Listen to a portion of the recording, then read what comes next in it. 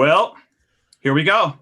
Welcome you guys to Let's Go live show. And we are here talking about Three Jokers. And I'm excited, you guys. I'm excited to talk about this with y'all. And to just kind of, we're going to go from the beginning. Maybe we'll talk a little bit about like how this started and, you know, to our expectations and where it's at. So anyways, I just want to kick it off. We're going to introduce everybody really quick. Let me introduce y'all because everyone's going to talk so much about themselves. I want to make it nice and quick. And so we got people from the Vigilante 1939 show. We got all the Knicks. Say hi, wave if you're on that show. Hello, hello. I got my guys from Straight Outta Gotham podcast. Where we at? Pete. What's happening, guys? What's up, guys? Yo, we got Rob Myers from Everyone Loves a Drake. What's up? Yo, look at him. That shirt. You won with the shirt today. Show everybody that shirt. Look at that. I killed Jason Todd, and all I got was this lousy shirt. That's nice, dude. That's a good shirt. That's a good shirt. All right, yeah. And then we got our Let's Go crew. We got Emmett Davis. We got Chris Evans. That Chris Evans. Our Chris Evans. We got Mr. Mike Terrell. So What's good? That's good. So we're excited about this. So I want to kick it off right off the bat. Three Jokers. When it first was announced, you guys first got word of it back during the Rebirth days. What'd you guys think of that concept of Three Jokers? I'm going to hand it off to Rob Myers. Oh, in the hot seat. You're in the hot seat. Right off the bat, I was like, nah, I don't like this idea. I was not in favor of it. I was kind of like, all right, I'll give Jeff the benefit of the doubt. Let's see where it goes. But initially I thought, man, this is going to be a train wreck. I had no faith in it. So that was my initial. Yeah. All right. Anyone jump in? We got Zednik. That's a hot take. Some thoughts, dude. That's a hot take. Oh my God, there was a crowbar in my basement, guys. I am like literally freaking out right now. I don't know what that is about, but yeah. So my my initial reaction was kind of just like Rob. I was just like, why do there need to be three Jokers? Like my always is like, does there even need to be one? So just the sheer fact that there's a story about three Jokers is completely mind blowing, and I was just hooked from the start. So whether or not it delivered was a whole nother story. Yeah. All right, Pete, what you got? Yeah, I'm just, everyone knows me. I'm all about like, I'm the continuity police. So like having three Jokers is like a weird thing, but I gave it a fair shot. And I mean, I was blown away by this. But yeah, I was definitely weary going in, but it definitely met expectations. Yeah. Yeah.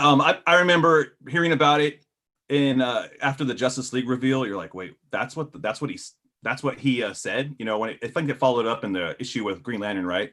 Yeah. And there's three Jokers. You're like, what the heck? You kind of like, I don't know if I was hot about it either, but when I heard Jeff Johns talk about it at Comic-Con, I was like, oh, that's gonna be interesting. I was actually through for a loop when he's all, I'm gonna put Batman in this story, Batgirl, and then Red Hood. And I'm like, Red Hood? Like, why Red Hood? I mean, I know why Red Hood, but like Red Hood's not always on my radar. I like him. I'm kind of indifferent on could he come back or whatever. But when they talked about Red Hood, I was like, okay, Jeff Johns, you got me. I'm intrigued. And at that point, I was just, when's this thing gonna come out? Jason Fabok's on this thing, okay, first, hold on, before we move on, is it Fabok? Is it Fabok? It's Jason. Or is it Fabok? We just call him Jason. Jason, let's call him Jason. Jason F. Regardless, I feel like it's Fabok. I think it is Fabok. Fabok. All right, there we go. We all voted. We all vote Fabok. Well, I think Fabok. when they did Yeah. when they did the fandom thing, I remember her saying, I think that's how the girl, I forget her name. I think she said Fabok. Nice. If I remember correctly.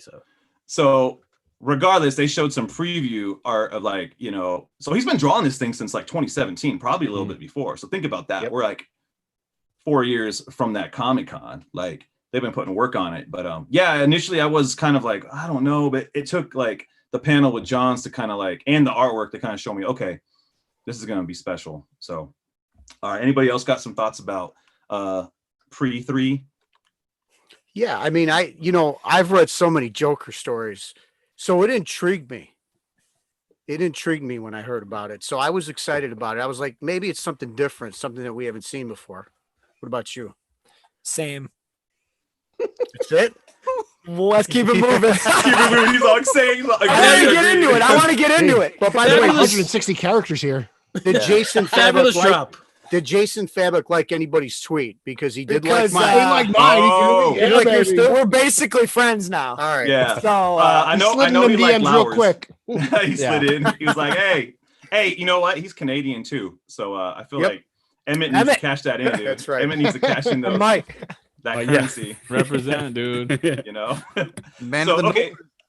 Okay, so let's just jump into it. FYI, we're going to hit spoilers on this show. We're going to talk freely, openly. So this book came out Tuesday. If you haven't read it by then, you tuned in. You clicked the link. And so what we want to do is just talk, openly, freely. We're going to be Pulp Fiction and Tarantino in this thing. We're going to talk about the end. We're going to talk about the beginning. We're going to get all up in it. So let's just go. You know what? I want to talk to Mike, because here's the thing. Mike read it and was like, oh, shoot. What is this? Because Mike, you still haven't read Killing Joke yet, right? No, I haven't. I checked out. I started watching the Netflix. Well, the animated version on Netflix, because I was like, yo, I need like Three Jokers is so dope. I was like, You bro, gotta I skip need the first part of that. Yeah. Yeah. I definitely got to read it, but I Horrible. was like, Three Jokers is so dope. I was like, I just need something right now. Like until I get my hands on that, I need to get into it. So yeah, I haven't checked it out yet. Oh man, you got to read. So what's your takeaway like from getting into the story? Like coming from like not a lot of Batman Joker background, like you're aware of them, but you haven't read like all the floppies. So yeah, I think it's this is what I would say. I feel like it's the ideal. I think it's like the ideal setup where it's like anyone can come into the story, and it's so kind of enticing that you're like, I gotta catch up. I gotta go do the back reading. I think that's like a really, really fun series in comics, and that's when I can tell like I've come on something I really enjoy, is when I read one issue, I finish that run, and I'm like, I gotta go back. Like what else ties into this? So I loved it, dude. Artwork, story, super, super dope. I was saying gotta go every week when we were checking it out. So yeah, loved it. nice. Yeah, I think it's cool when someone can jump into something and be like, oh shoot, like what is this? Like, I mean, it's Joker and Batman, so it's automatically a sale. But then once you like get into the whole like you start digging into the back issues, it's like, oh shoot. So it's gonna be interesting. I'm really curious how you read. This is like watching like the original trilogy after you watch the prequels. You know what I'm saying? I'm not comparing the quality of these things, but like you already know Darth Vader's Darth Vader when you're watching the prequels, you know? Like oh, so the reveals don't matter. So you're the ending of this book, because you read part 3, that completely changes. Oh yeah. Killing Joke. Oh, it does. Oh my goodness. I did not know that. Okay. Right here, live That's so take. funny. You've seen it. Spoiler. Yeah, A so little bit it changes it. Yeah. Does it? right, Though? I mean, I think it changes the whole Yeah. the whole thing, Yeah. man. You know, and in a good way, because It fleshes it out. Yeah, Right? Killing Joke That's what it still does. stands on its feet, you know, and Mhm. Killing Joke has a little like there's a little bit of people like, the further you get removed from it, people are like, well, I think they, there's a term called, stuffing in a refrigerator. It was like a comic term. It happened in Green Lantern where like, they Yeah, chicks and refrigerators. chicks in refrigerators Yeah. where, the Kyle female character may be like hurt or treated unfairly. And I don't know if that's what was going on with, Alan Moore. I think he just wanted to do something, shocking to Batman, and I don't think Batgirl was popping off the shelves as much that back then. So it was like, all right, let's do something close to him. Let's torture him. But oh shoot, we got another Joker. We have a 13th Joker rolling up in here right now. So, Someone's let's knocking on the see. door. Let's see who it is. Put some dollars on the donuts. Who do we got? Oh, Garrett. Oh shoot! Garrett. Look at this guy. Minnesota. Yeah, this Minnesota. guy wandered in as if we were like doing some fantasy football show. Hey guys! Welcome to Fantasy Football Tonight. Hey, Crap. I thought I was on Couldn't- hockey tonight. I couldn't find. I was looking everywhere for I told you I had some like sweet old Batman sheet that my wife I think gave away to the Goodwill. I'm pretty upset about it. So now Divorce. that's the only answer. Too many kids, Peter. Too many kids. Ah, jeez. So, anyways, Too Jared, much thanks money.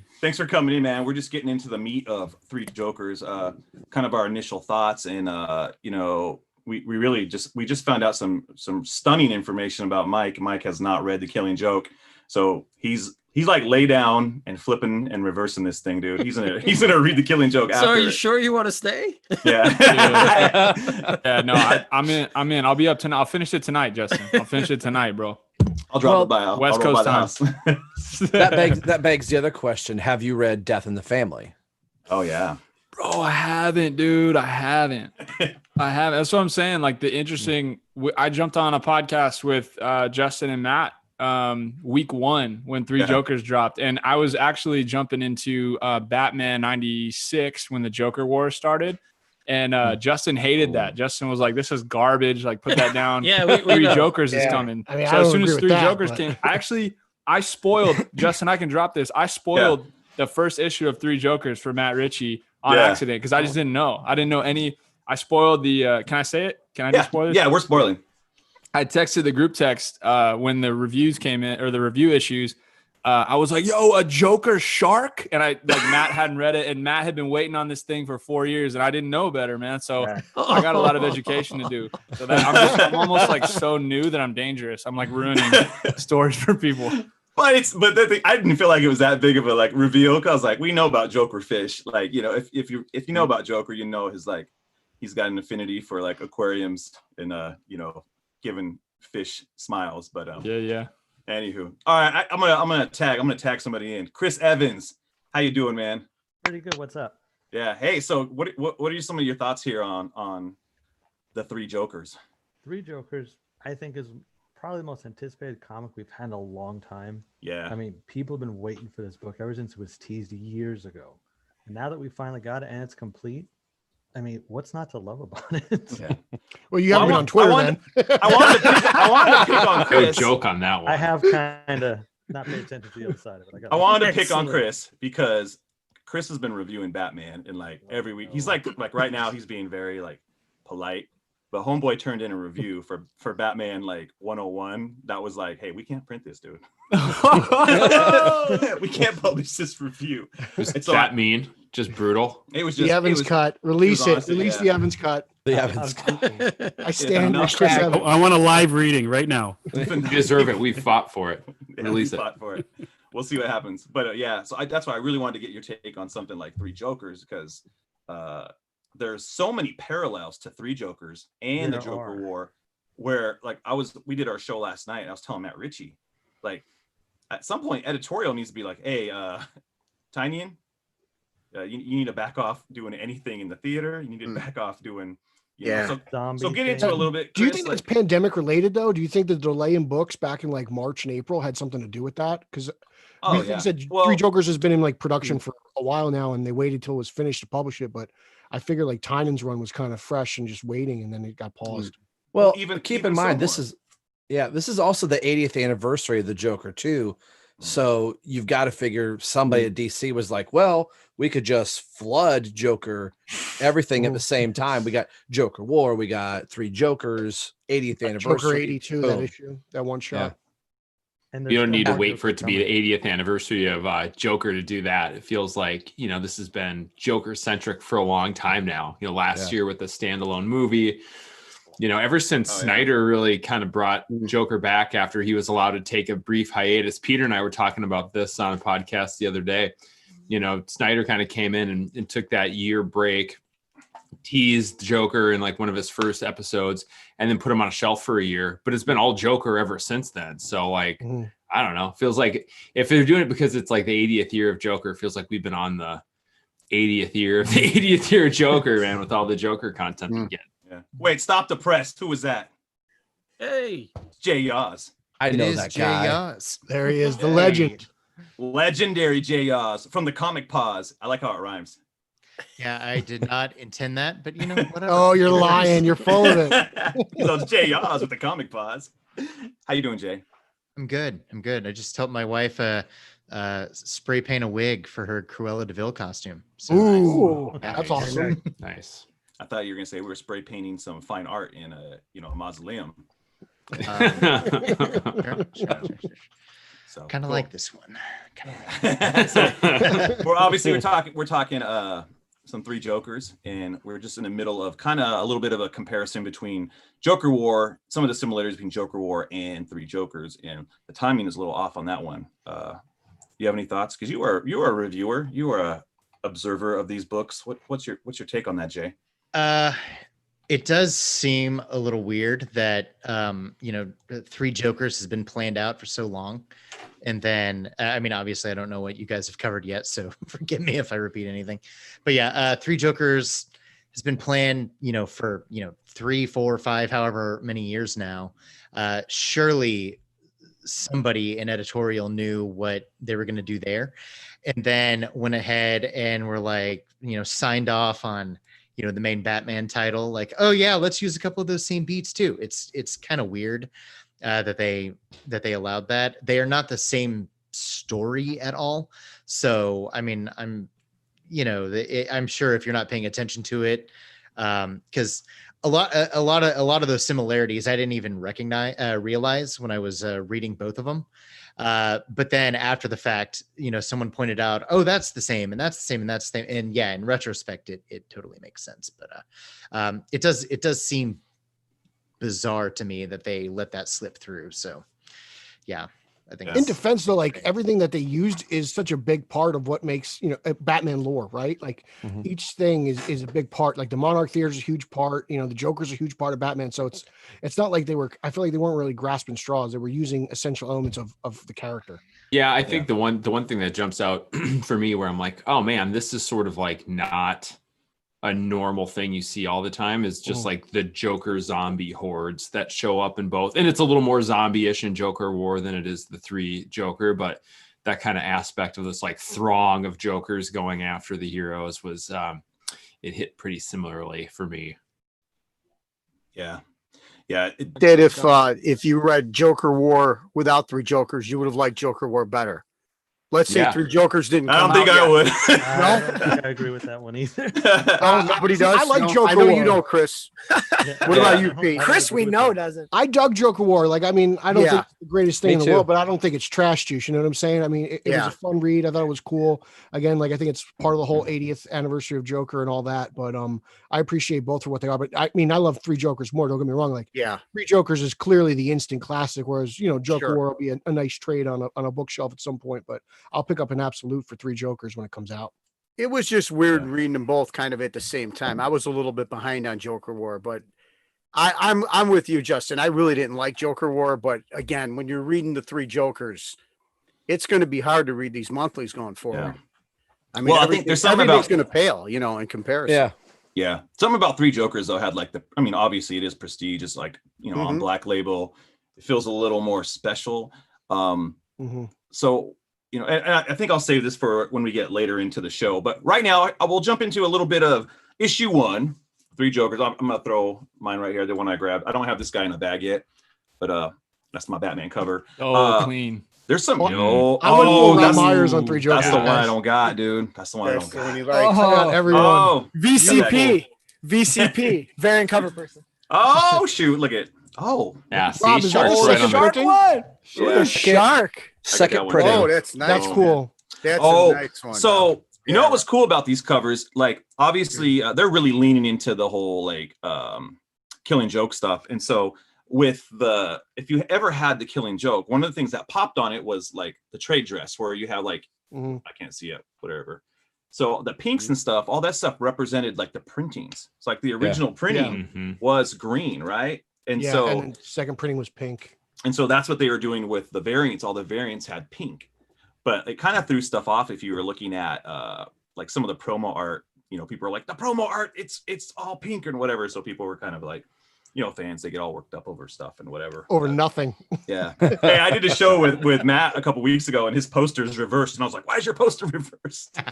Like the things that like they pop out in your head. But so this first issue, out the gate, we get a lot of I love how it opens up. You're getting a lot of the and especially if you go and start comparing this to issue 3, like with just the setup of the headstones and stuff. But there's a lot of Batman 89 references here, and Fabok. I'm going to say all three. Three Fabics. I'm going to do a whole book called Three Fabics. Jason Fabulous. But he even said like, hey, there's going to be a lot of Batman 89 homage because that's his jam. He grew up on it with the Batmobile and stuff. I love the oval, like Team Yellow oval. Hell yeah, baby. All the way, baby. It's legit. All the way with Light up yellow oval. Batman Yeah. Inc. Yeah, that I love that. Yeah, they did. They took that from Batman Inc. So yeah, I love this opening. But there's a lot of Easter eggs in this book. Do you guys want to talk about some of the cool Easter eggs that popped up? Anything that you guys remember that stood The out? one that really came out to me first was the little tribute to Alex Ross scars.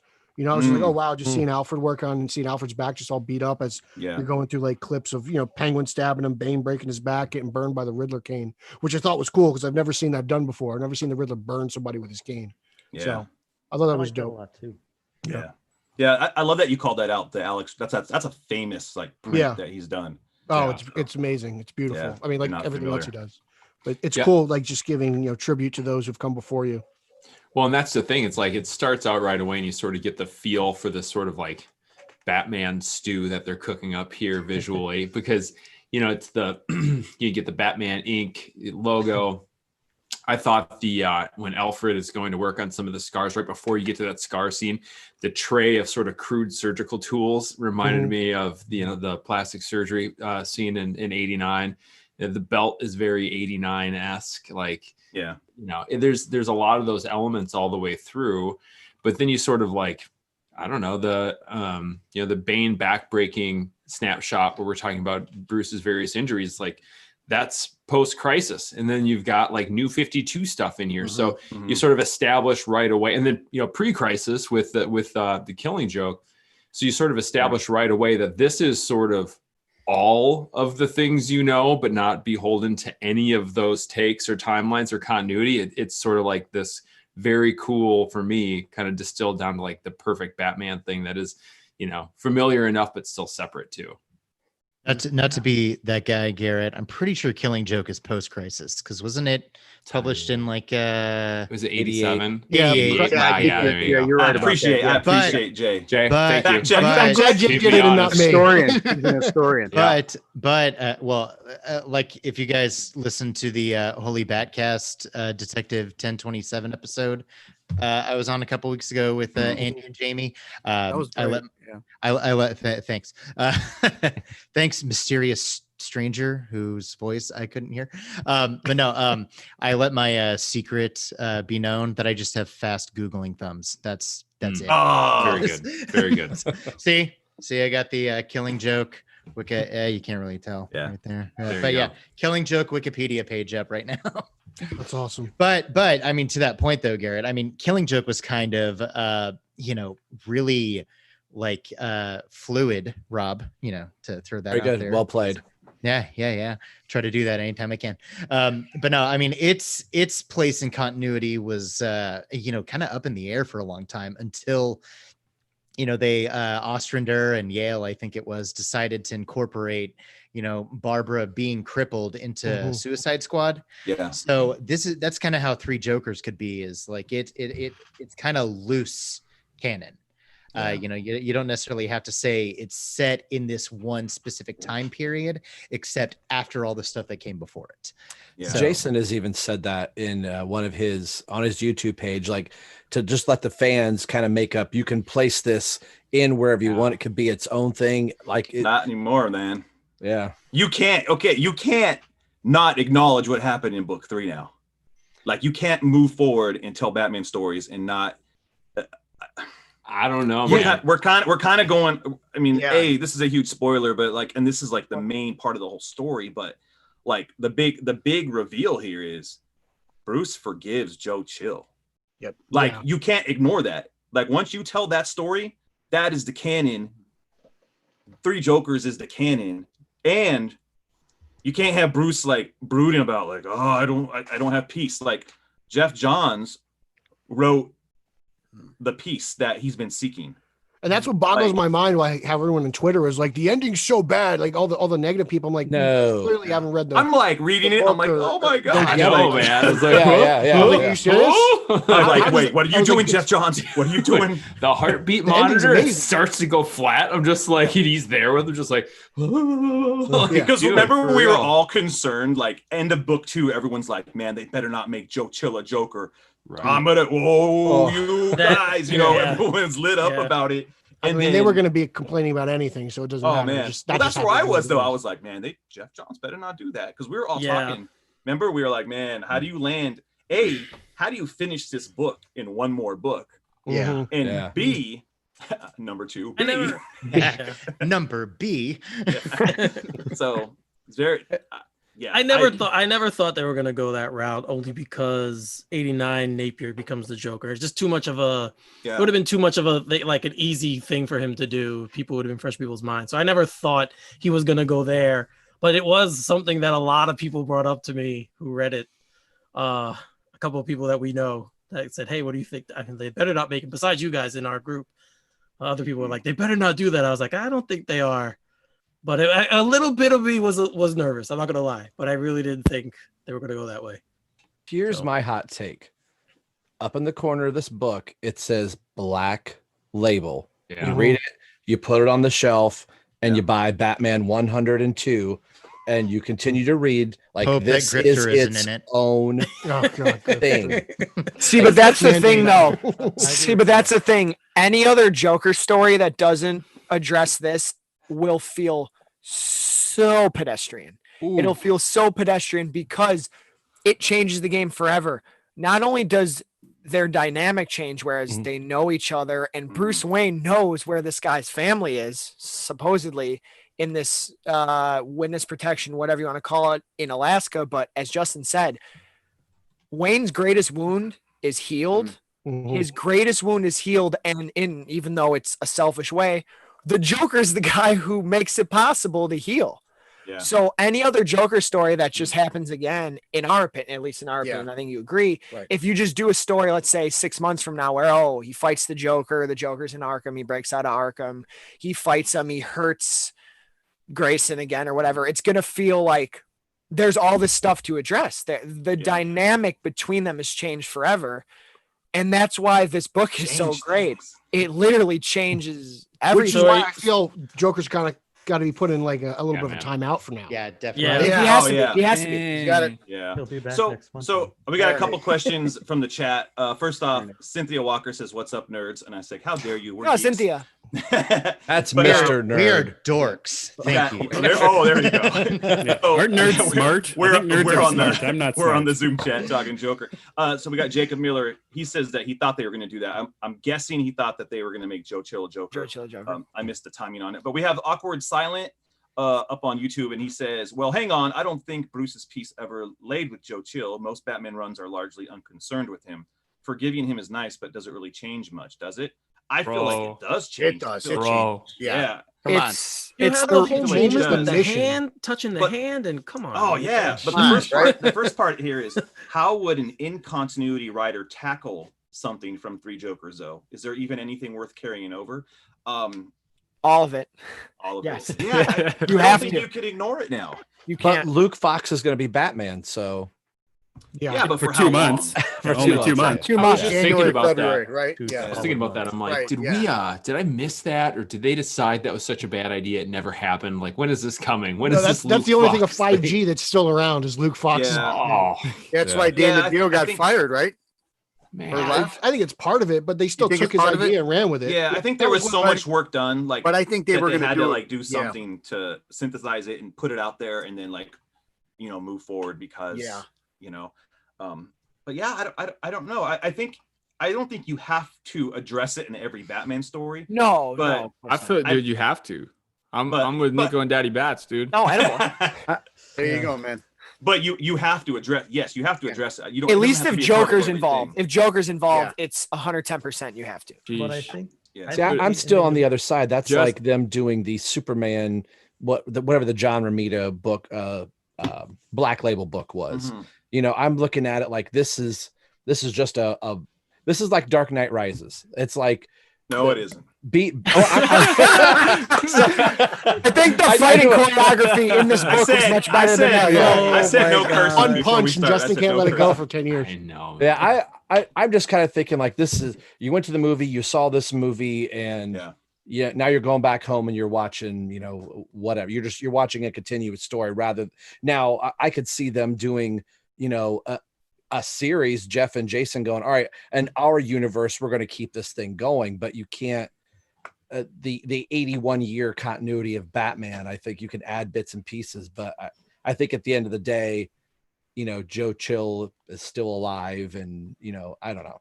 I'm going to push back on you though, Rob. If Black Label was a thing in 87, 88, JEOS, check the Google, Killing Joke would have been a Black Label book. And they're probably going to reprint it. Like everything. Right. I mean, Black isn't Label, that what Elseworlds was?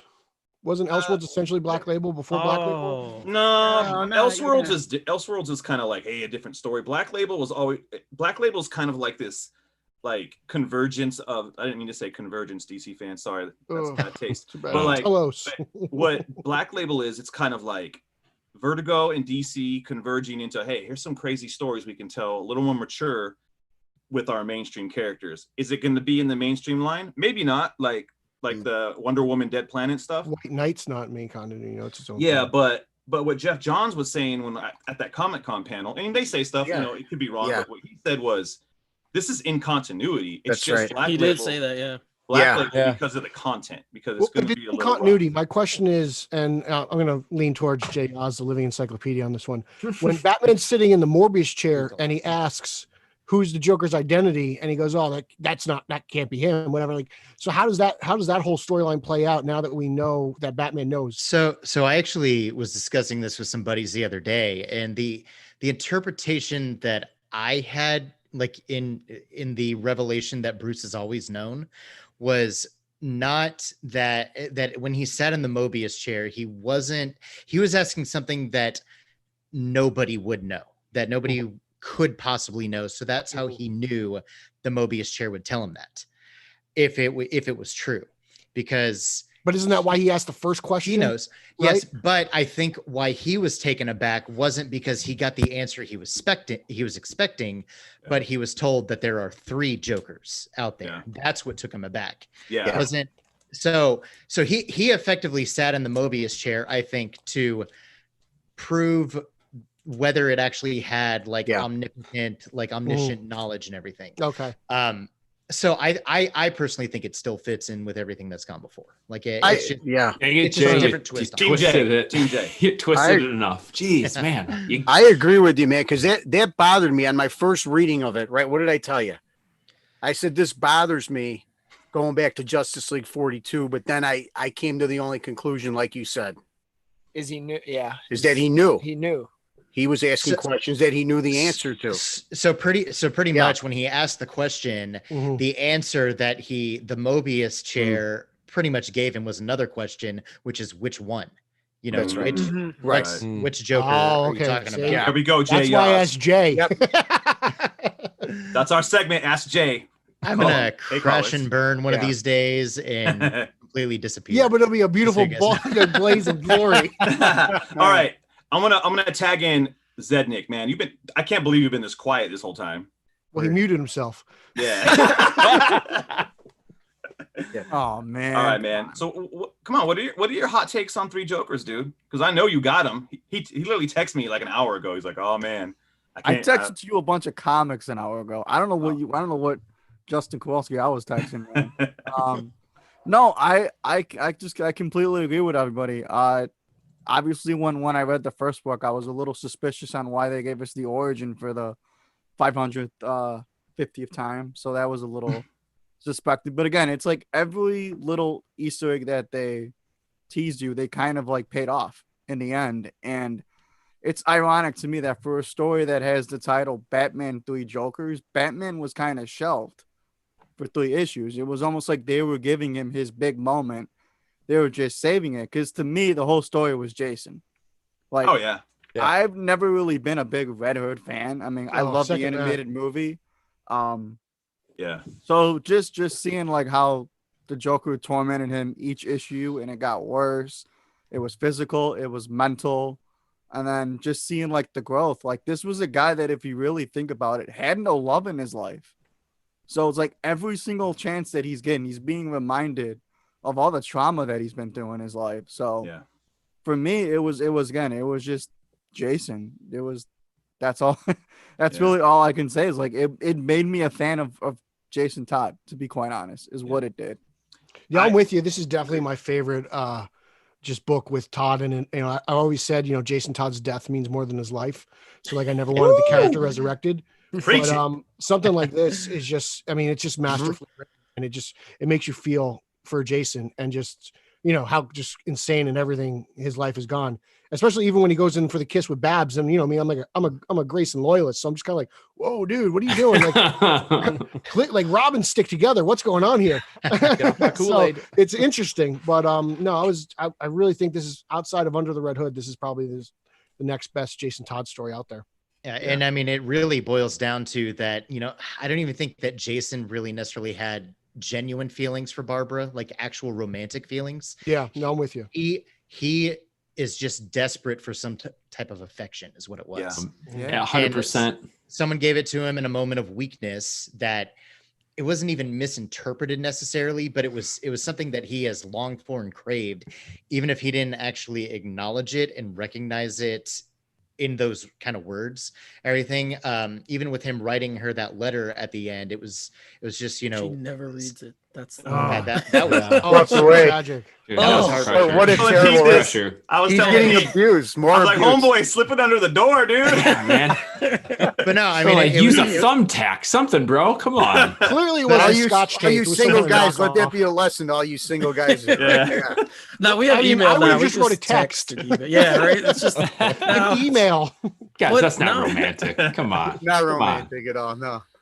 I guess you guys are the married guys, so I guess you would know. the personal. It's more personal. I'll say that it's more personal because he actually wrote it, so it's a little more personal. But There you go. The romantic. Eric. Jay, man, I'm with you too, because it's like I read that as, and I think what Johns does so well here is like uses this story to get inside the psyches of these characters, and you know that's not a new thing to say. I think people have been saying that since the first issue, that this is what it kind of seemed like it was going to be, but like the desperation for love and acceptance and family that you see in Jason Todd, and he has no idea how to express that except romantically with Barbara, because like he's not a fully formed, mature human being based on what he's been through in his life. And then with Bruce, it's this sort of like Just anger, abject rage, right? And it's because he can't reconcile his feelings of like, you know, fatherly affection in this relationship that he thought he was going to have with this abandonment, you know, complex that he's had for all these years now. And you're like, this it is 100%. It's the first time I've really cared about Jason Todd. I mean, Under the Red Hood is a good story. I never felt emotionally connected to him. It was just like, oh my gosh, they're bringing back Jason Todd for real. This is the first time I was like, dang, dude, I'm with you. Like that's some tough stuff you're dealing with, and you don't know how to deal with it well. You know? Yeah. I actually really enjoy Jason Todd when he shows up in like crossovers, because I always feel like I feel like I'm Jason Todd. Maybe I poke the bear a little bit. I feel like he's a little more. No, not at all. No. He's a little more sarcastic. He's kind of like, oh, you know, he's pushing a little bit. He's the guy that when, you know, they're like planning something out, Batman's like, okay, we gotta, you know, go, you know, someone come over here, set up a perimeter. Barbara, you go over there. Jason would be like, or hear me out, we just shoot him. Yeah.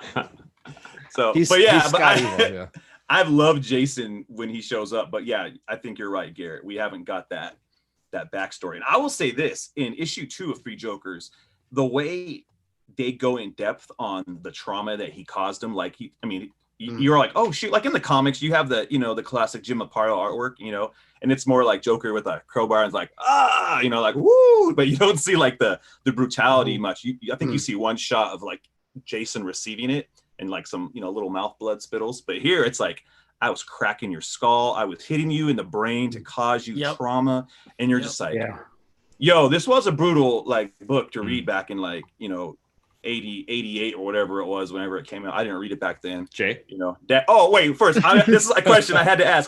This question. Daddy Batman, did you call that number? I did, yeah. Oh, what was it? I want him dead. It was the worst. No, I never liked the character when they introduced him. I was always a big Dick Grayson guy. Yeah. Hell yeah, baby. And he was the first, right? The only new Robin to come into play, and he was irritating to me. I never felt any compassion. I never felt any sympathy for him. I almost felt like they just brought him on to give another Robin, you know. So for me, I didn't care at all. I was. That's anybody else call that number? And you know, to be honest with you guys have read Death in the Family. It's really not a good story. No, Do you guys think it's a good story? I mean, Honestly, okay. does anybody? I mean, it's.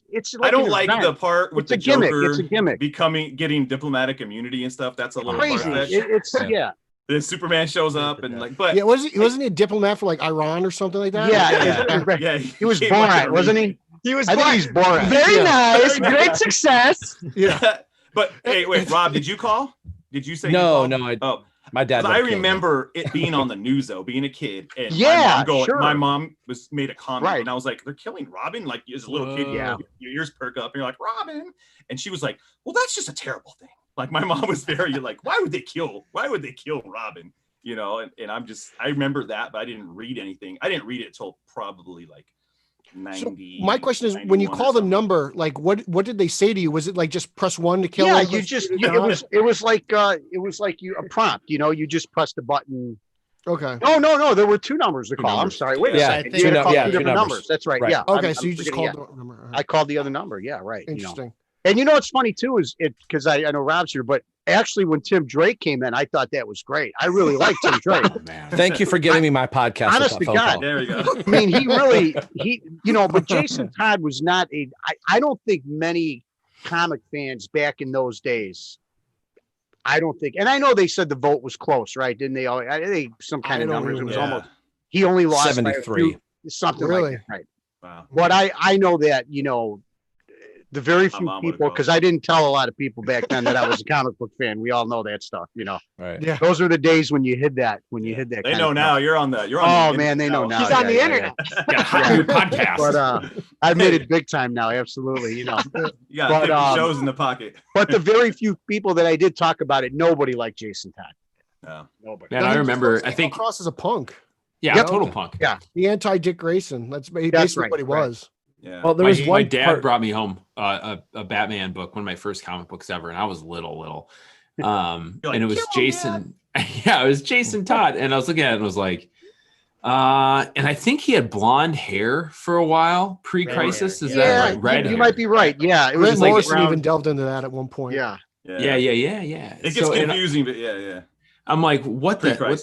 the heck is this? And so I couldn't even read yet. And my dad was going to read me the comic, and he's like, "This isn't the Robin I remember from when I was a kid." You know, I'm like, yeah. But those wasn't guys it- are- Looked like wasn't- Nico. He kind of looked like pre-crisis? Nico a little bit. He was irritating. I'm better looking than Jason Todd. Pre-crisis, Jason Todd was Dick Grayson with orange hair, and he had. Yeah, he was even an actor. acrobat, I believe. His parents were acrobats. He was in the circus. Mhm. Yeah. It was Yeah. the same. It was basically the same story beats. Yeah, when the New Adventures came out, that's when they retconned it. Like, oh, he tried to steal the tires and all that stuff. So Yeah, right. Push that guy All off the ledge. Yeah. Wait, before I want to bring this up because in book 2, when Joker's, and I'm going to throw this out to the Italians, how awesome is it watching the Joker eat squid in a comic book like it's Christmas Eve? Like, come on, it's like Unbelievable. 7 fishes, right? It's unbelievable. said- So, that's a great speech there. Yeah. With some sort of laugh to correlate with the Yeah. Italian. Yeah. I saw that and I was like, oh man, he's eating squid and mashed potatoes. This sounds like something right up my alley. Little scungio or whatever, right? Maybe you got some smelts in there. Oh, it's any other thoughts on Jason Todd though? I agree with you, Zed. Like I do feel like Yeah. of all the characters that got the spotlight here, I think it really was a really great Jason Todd story, and I don't think the door's shut. I'm waiting for Fabak. Can't do it. I gotta get it right. I know. Jay, search that, bro. What's the right way? Lauer knows how to say it. Isn't it funny though, guys, that the only 2 characters it's Batman's biggest failure, right? Jason Todd, right? Mm-hmm. Yeah. There's only 2 characters he really has no control over. Really, it's the Joker and Jason Todd. Mm-hmm. Yeah. I mean, Yeah. there's nothing he can do to save Jason Todd. It doesn't matter. Yeah. The scene in the Batmobile when Jason's sitting in the seat, he's like, "You still haven't fixed this seat." It's almost like you don't want It's anybody. so in great, this. man. Oh, And I the- love that. That is Like, so that- awesome. And that just kind of said a lot about like Yeah. you didn't fix it when I was here, so you didn't allude to Tim, but in my mind, oh, you didn't fix it for Tim either. But that Of spot, course is you thought, like, Tim. yeah, but after Jason's gone, it's like Bruce is like, what's the point of fixing the seat? You know, Yeah. I lost somebody, so I don't want anybody sitting in the seat, and Jason can't get over that. That's why Tim gets the Redbird. I was gonna say, and Tim right. never really rode along in the early days anyway. Let me tell you And about the Batman's last like, hey, kid. bro, this is my 17th Batmobile anyway. So shut Yeah. up. Like, It's the that thing real blew seat. up. He just takes that seat and puts it in the new car. It's the That's only right. thing that's stayed. Real quick, have there been any books where Jason and Dick hang out or they're together? Because like, if anybody Titans. could save him, maybe Grayson could, right? Hmm. Has there ever Well, been anything? Well, I don't that's know. what they 'cause did. That's what they tried to do with Titans in the show. oh, and that Titans. backfired beautifully. Yeah, Oh. that's Are what you, they tried to you're do. talking about the TV show, though? Yeah, the TV show. Well, yeah. I'm talking about the in comic. What? You know, Right, like- in comics. I know. I was just Yeah. saying that's the most recent thing I Yeah. can think of. Yeah. I don't No, remember. I don't. Count? Robin War. Rob, nothing like that. No, there's been no like Jason Dick team up. Robin War? Robin I think War. Tomasi wrote a couple Robin issues War. of Nightwing where Jason was going around killing people in a Nightwing costume. Okay. Good job, Pete. I said it right this time. I heard I that, pronounced I heard the Mobius chair wrong. I called it the Mobius chair. Tom, So I corrected myself. Morbius. I said Morbius. If there's anything anybody knows about me, is I can't Jared pronounce Leto. anything. Wait. So Rob, you're saying in the Robin War there was a Robin So they War, hung yeah. out. Was Yeah. there any influence that Dick had on him, or not? Obviously, no, right? Or It was more like Dick was Grayson at that point. okay, Oh. So they were paired up on like the opposite sides or whatever. And Agent there's a Grayson. line that Dick says to Jason, like, you never got it, you never understood, and that's why you are where you are. okay, Yeah. man. Because if I was Bruce, I'd just put him together, man. I'd send him somewhere on an island and say, He's the good one. right? I thought there was like an arc with like a really famous cover of like Nightwing jumping through the roof or something, where Nightwing and Jason Todd as Robin like took down some arms dealers or something. I'm trying to look up like the issues, but it's a I'd love to read that. I mean, it's a pretty famous cover. Yeah. There's a podcast coming out soon that's actually going to cover that. I wonder what Oh, show. shoot. Oh. Save that for the end, Rob Myers. Yeah, Okay. Oh, let's jump into Batgirl. I'm gonna tag in one of my bro. I'm gonna tag in Emmett Davis. He just said no. The Northman. I wanted to mention one more thing about Red Hood, if I Oh, could. please. Actually, just Yeah. going Yeah. back to the first issue when he has the Joker tied to the chair, Yeah. and the Joker's kind of teasing him about everything that he was saying to him while he was beating him to death.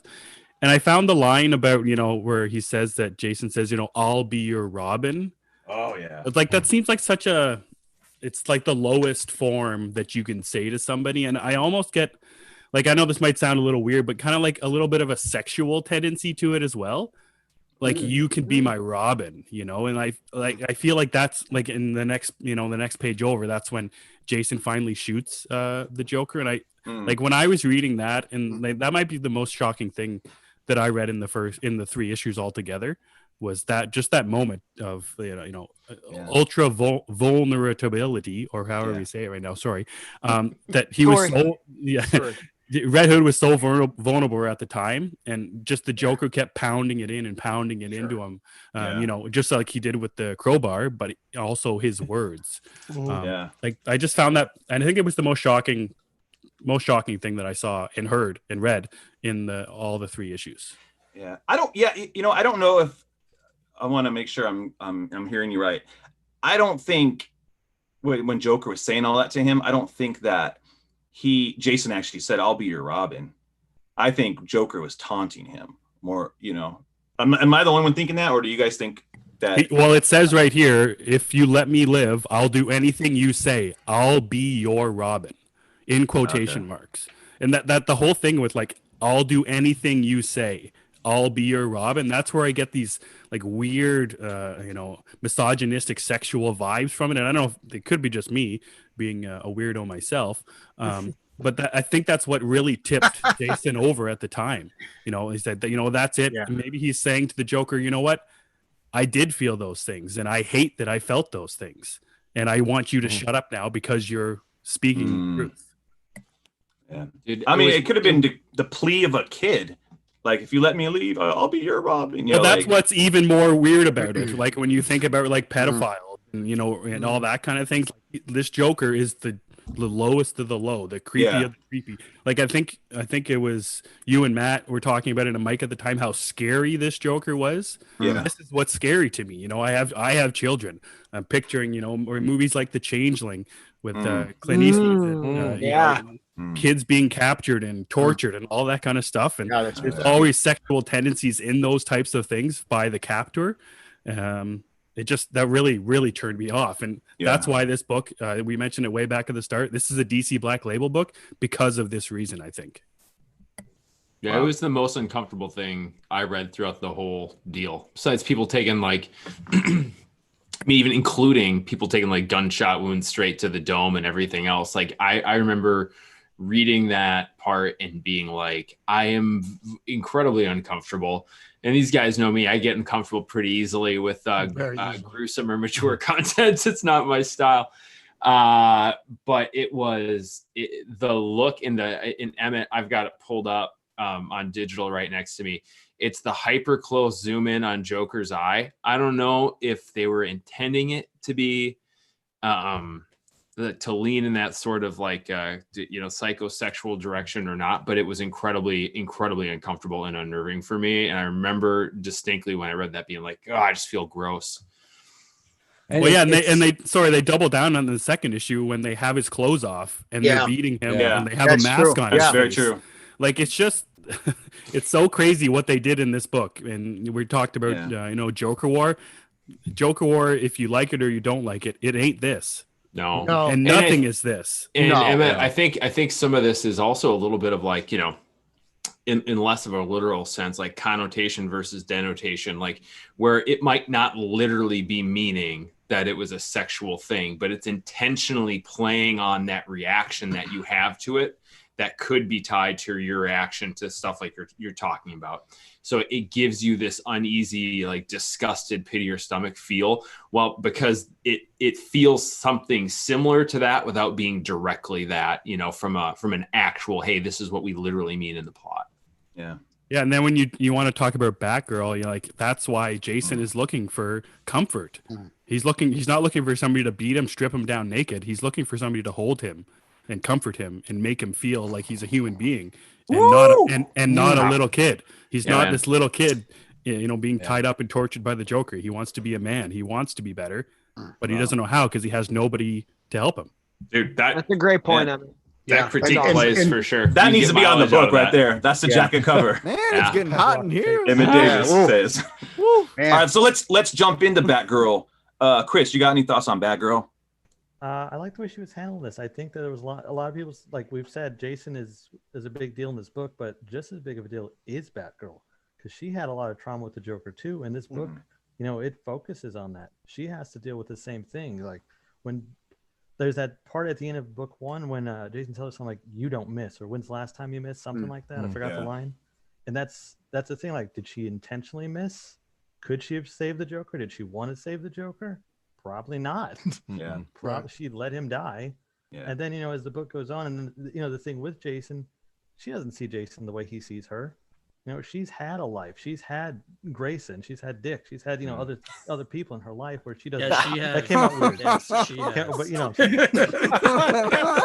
Damn it, funniest Justin. part of this, the funniest part of what just happened is I can see all 10 of your faces. And the minute he said that, and I won't say names, I saw 6, including us.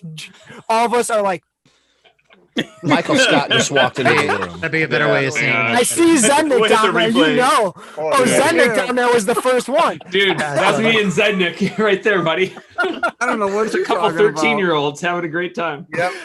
Oh, we're having a great time. Oh man. Yeah, I'm good. No, Christian, I think you're right. He is. He's right. Batgirl. I wrote in the review that Batgirl is she's the one who deals with the trauma the right way. Yeah. Even Bruce acknowledges that. Yeah. What was that? Even Bruce acknowledges that. Yeah, He says, "I wish that he could have more like you." Been more like you the way he handled it." Yeah. So Barbara heals the right way. Jason doesn't know how to. And Bruce very well could, but he's scared to because I think Bruce thinks if I deal with my trauma, I'm no longer going to have that motivation to be Batman. Yeah, he loses his edge. What am I without the mission? Yeah. Well, and I think this. Well-adjusted. What was that? I'm sorry, Garrett. I was saying I think in a way Barbara is the most well-adjusted of the three. Oh, yeah.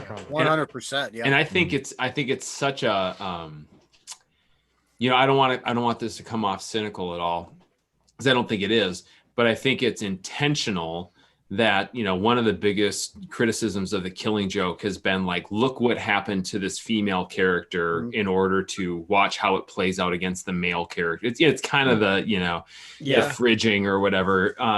And John's really smartly avoids this. We're like, if you look at Barbara throughout this story, she maintains her agency. She has confronted her pain and healed and pushed herself physically and emotionally and mentally to deal with trauma, and isn't owned by it. And it hasn't destroyed her. It hasn't made her weak. She has risen above it and been stronger.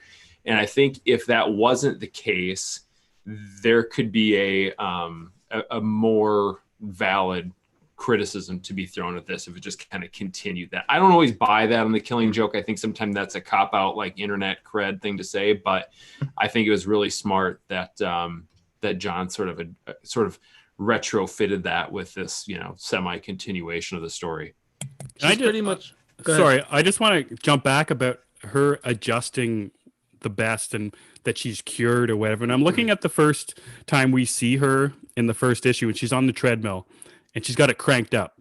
Yeah. And I'm picturing this in a way that, say this is Jason Todd and he's boxing in a boxing ring, or he's got a punching bag and he's beating the crap out of it.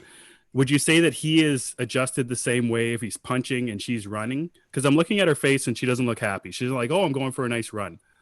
And I'm wondering, like, is this her dealing with it? Like, is this her getting her aggression out? Or her, hiding who she is. And maybe it's just, they're dealing with the fact that she used to be in a wheelchair and she likes to run. Yeah, but I think it's both. She breaks. I do too. She breaks the treadmill, And I think, like she's like the Flash. I think it's, I think every step hurts her, right? Because she still, I think she still feels the pain of, the gunshot, and that's the thing. She overcame that, reinvented herself, became Oracle. Actually made Barbara Gordon more of a actually like a character that wasn't just a copy. Oh, this is the female Batman. That's right. What she was. Oracle became something that stood on her own, right? Mm-hmm. And so that's the big shakeup for the New 52. I was like, oh, they kind of robbed the DC universe of this really great character that no one has that, right? Nobody had a Barbara Gordon in their universe, and they took a story that creators were like, how do we redeem this story? A lot of people weren't happy with, right? And they did. And so when the New 52 comes around, they're like, we're going to make her Batgirl again, because why not? I don't know, whatever. So that happened. And so what I like about that, because I wasn't a big fan of that. I was like, man, I really liked Stephanie Brown as Batgirl. That's a whole other thing. But like real original stories, DC Universe, go get it. Yeah. But like what I like that Johns did is fine. Let's take this thing people weren't super stoked about twice. And let's like make that part of her strength. Because as I watched that, I'm like, there's a scene where she's like touching her abdomen, like where the scar is and stuff. And she's having the flashbacks of like the Joker's attack. And it's like, that's her strength.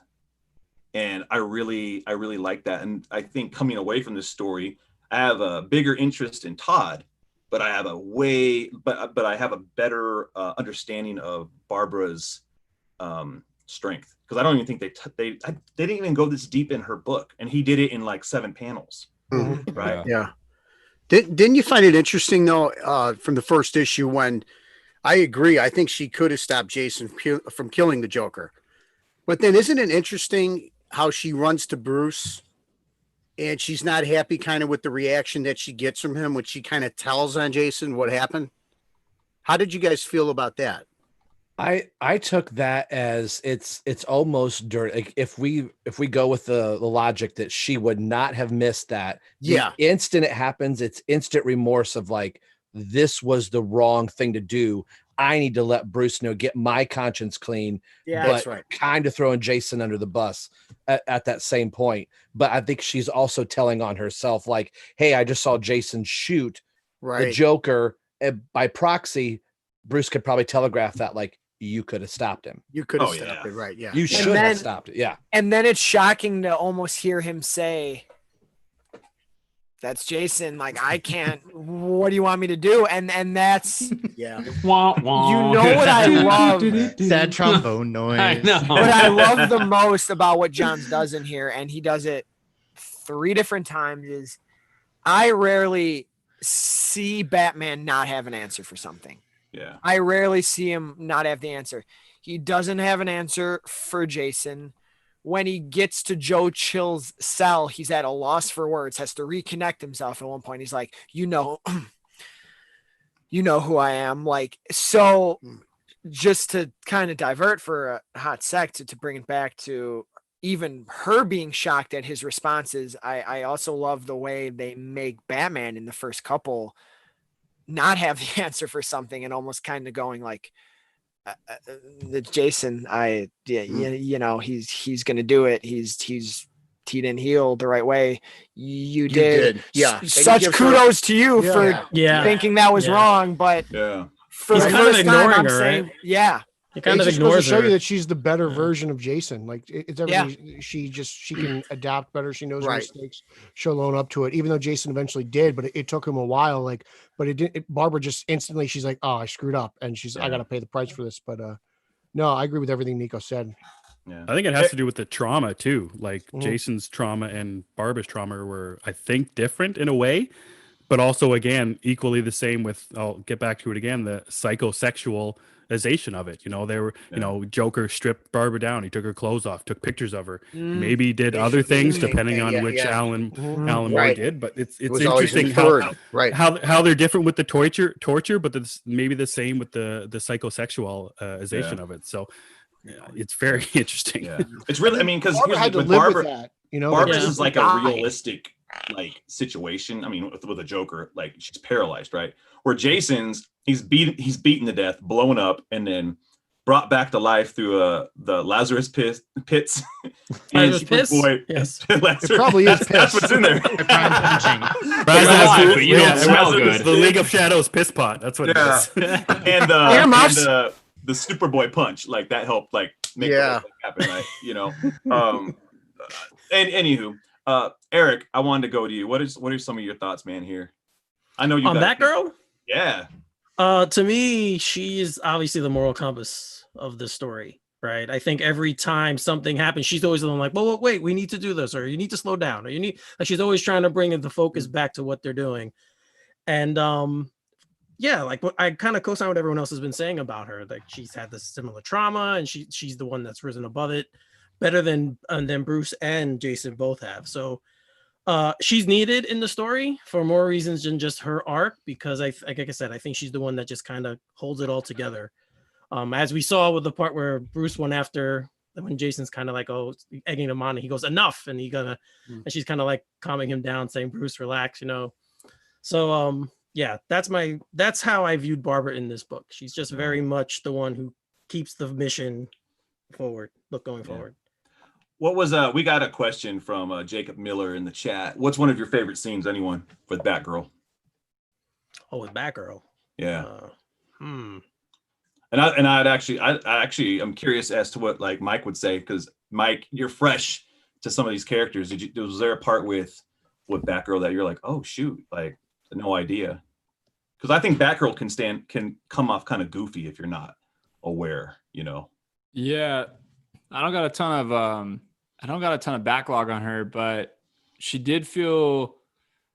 I don't think she was like bad in this one. She just kind of felt like the moral compass. I agree with that. Sort of like in between, you know, Batman and Red Hood. I can't remember a specific scene with her, man. That my mind went immediately to the, like, I don't know what the heck that thing was, like a YMCA that the Joker took over or whatever. But that scene with the three of them in there, she just felt mission focused, I guess. That's the only thing that comes to mind. Like, I think like the only scenes that stand out are that, or at the beginning, like the treadmill scenes where you kind of get a sense of her, you know, a bit of her character, like in dealing with the trauma and how she holds herself together. Looks like she just kind of puts the grind in, you know, to get by, where Jason seems like more troubled, got more demons. So yeah, I don't know, man. She was an interesting character for me. She didn't really stand out, to be honest, but I enjoyed her. I was like, all right, cool. Like, you know, keep Red Hood in check, and she's on Bruce's team, but low key, you know, maybe there's something going on with Red Hood. I don't know. So yeah, she wasn't standout for me, but I did think she was important. So I like what she Oh, I like when she goes up to Jason when they find him and he's badly beaten and naked, and Yeah. she goes up like a mother and very nurturing to him and puts her arms around him and tells him she's Yeah. going to get him someplace safe. Yeah. And I like when she calls her dad. Yeah. Okay. I think that's awesome. That's That's where I was going. That That's was from the what? most Yeah. favorite part. Tight. It's just Dad, don't tell me what to do. I can take That care of was myself. so- Shut up, Dad. I got this, Dad. So hold up. This is huge. This is huge because like this is another thing you can't, like, we're talking about things you can't not address again. Yeah. You can't go. There's no turning back from Batgirl acknowledging, yo, Dad, it's me, because that's not known, right? I see. Here's the thing. It's weird because she's wearing kind of a traditional Batgirl suit in this. Yeah. And I know where you're going. You know what I'm saying? Like in continuity, where I believe her book just ended in issue 50. Yeah. You know, her and her dad are having a conversation post Jim Gordon Jr.'s death, and Yeah. you know he still doesn't get it, and he still doesn't know she's Batgirl, and they're in a diner, and she wants to tell him, but she can't. So And that it's stupid mask interesting. is nothing. It's like a little domino mask. Yeah, she's got a little know. domino mask, and it's like how many Little See her ears, whole little nose, tiny mouth, ears. and eyes. yeah. Yeah. So I wonder like where in continuity this story falls, but then again, like it's Black Label, so where I have no idea. But then it's Yeah. like at this point, like I've been reading books forever, and I'm sure like the rest of you, but like I've given up on continuity like Fox X-Men. You know, it's just I just read it, I soak it in, and I enjoy it, and I just Nice. it is what it is. Like I'm not Go- trying to play this continuity time game anymore. With Jim Gordon, though, I think he always wants to have plausible could he not? deniability. Yeah. Like he most likely knows that Bruce is Batman. He most likely knows that Barbara's Batgirl, but he wants to be able to say that he didn't know in case something happens to them. Mm-hmm. Yeah, he says Batgirl back to her. You remember that part? She says Dad, and she's like, all right, Batgirl. Or Jim Gordon's like, all right, Batgirl. Did you catch that part? That Yeah. tripped me out. I was like, Well, wait. he asked her if she needs a ride. Why would Batgirl need a ride? Yeah. Batgirl, she's got a bike. Got a Well, motorcycle. because he's super in the opening protective. He's like, credits. I don't think you should be hanging out with that Red Hood character. Yeah, But it's like she's so- 16. So here's my question. Do you think this is her first step in a revelation? Is this the first time she said this, or does he already know? Because at some point, Barbara Gordon is like, Jason, if you do this one more time, I'm gonna unmask. She's like, I'm gonna out Batman with my justice button, right? Yeah. So was this her going, whatever, Dad? Was this like, oh shoot, Dad? Or was it like, I know you know, I'm not gonna go along with the ruse? What do y'all think about that?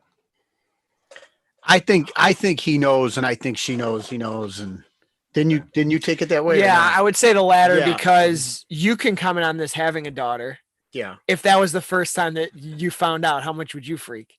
Yeah. Yeah, would. see, I think there would have been a Yeah, greater I think reaction. there's been that understanding between the two of Yeah. them. I think they've both known.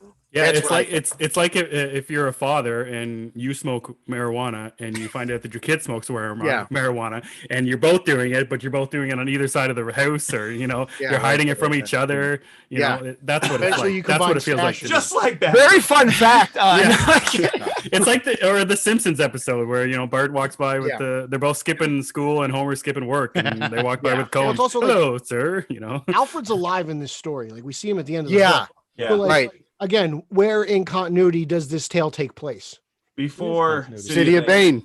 I'm not buying it. I'm just not buying it. Continuity. I'm with Rob.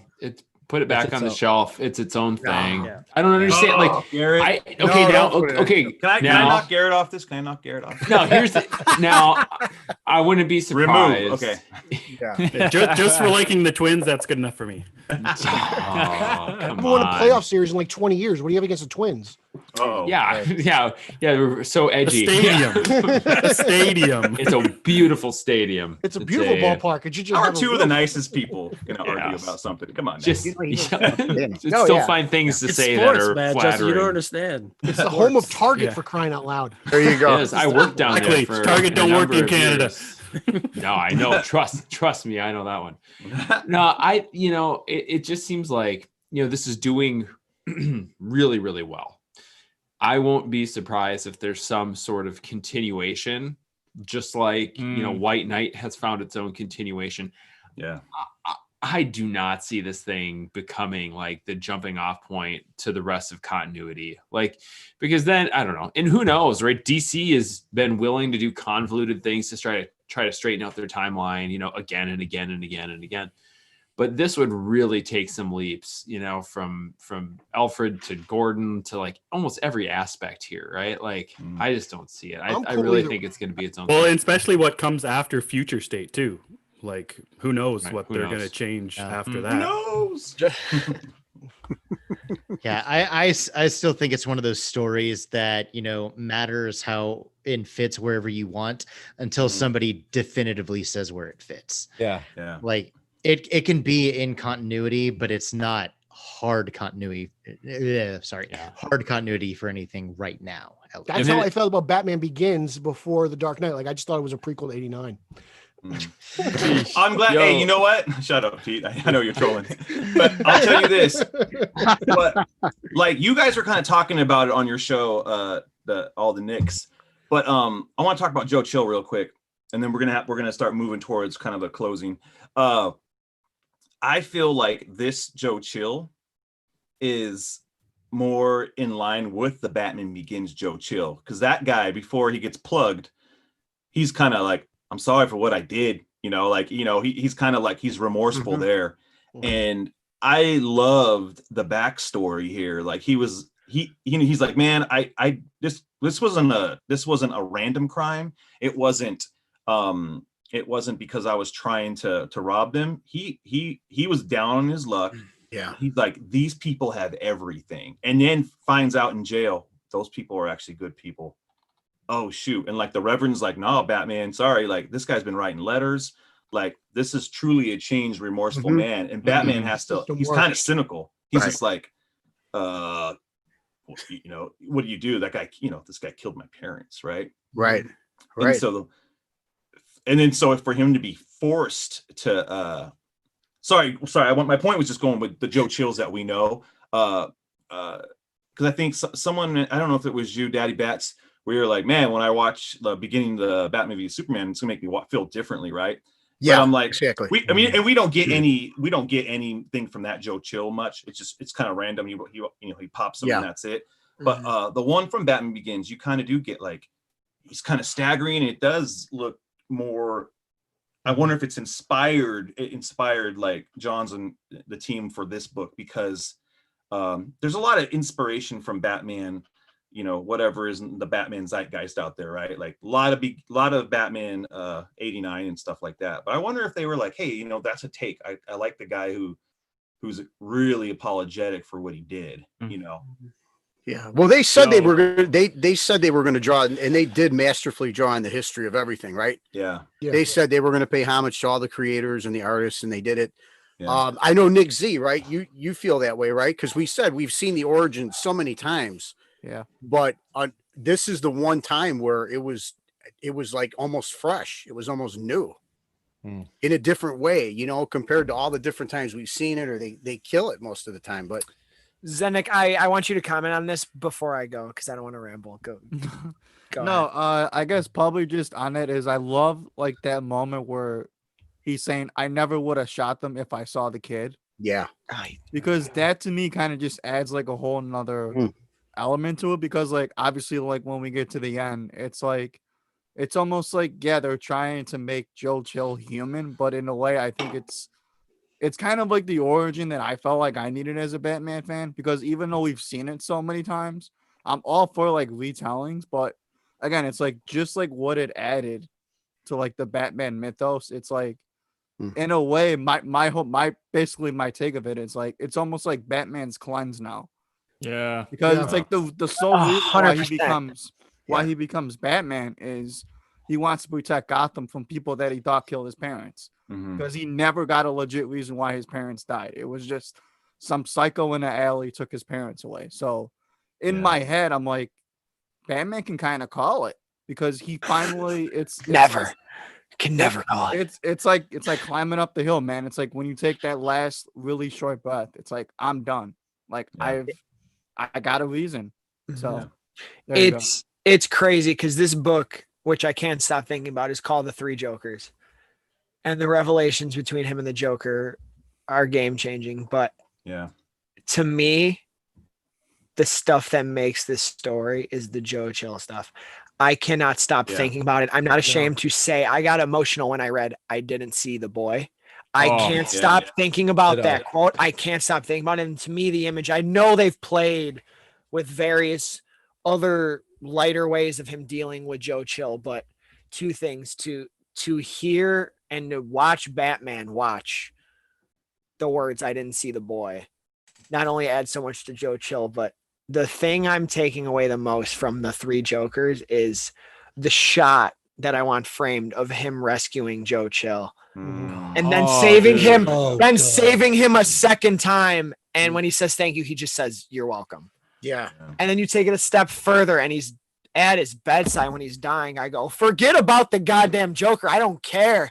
I don't care about the Joker. It's the Joe Chill stuff. Don't swear.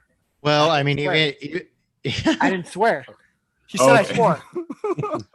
even at the, I mean, He doesn't even know the Lord's name. It depends on the That's not sensitivity of the swearing. person. It depends on the sensitivity of the person. That's just in front of Garrett. That's swearing. Yeah. Very No, in front of- sensitive. Garrett, I'm sorry. Garrett, I'm sorry. more in Yeah, front of no. Justin, but that's fine. Let's go. well, I Yeah, mean, but- that's kind of the theme at the very, very end of the book too, is, Yeah. you know, when Bruce says that he's known who Joker is since the week after they first encountered each other. But that's not what matters about the Joker. It's what the Joker does that matters. Right. So, I mean, even the whole story is called Three Jokers, but it's more about what the Joker's done to other people than it is about the Joker himself. Yeah. I think it's interesting too, the alleyway scene, how Batman is looking for a reason about why he is the way he is and why Joe Chill did this. And if you think about how this book kind of reinvents the killing of the Waynes with the reasoning why Joe Chill, didn't kill Bruce Wayne at the time. He didn't see him. I think back to BVS where, Batman says the world only makes sense if you force it to. Like, it's an accident in this book that Batman is Batman, because if Joe Chill maybe saw him, he doesn't do this and he's not Batman anymore. So he's looking for a reason. He's looking for a reason, but he doesn't need to. He's forcing it to. He's, but he doesn't need to because Joe Chill told him now. That's awesome. Yeah. That's a good Dude, yo, I'll tell y'all as someone who is like, I've got enough Batman in me to like enjoy, a Three Joker story, but I agree with this being like a really disruptive story. Like, I'm gonna be honest with you, like I almost wonder if like DC should have told your boy Jeff, like, yo, chill, bro. You're gonna screw up everything we've ever done. Cause I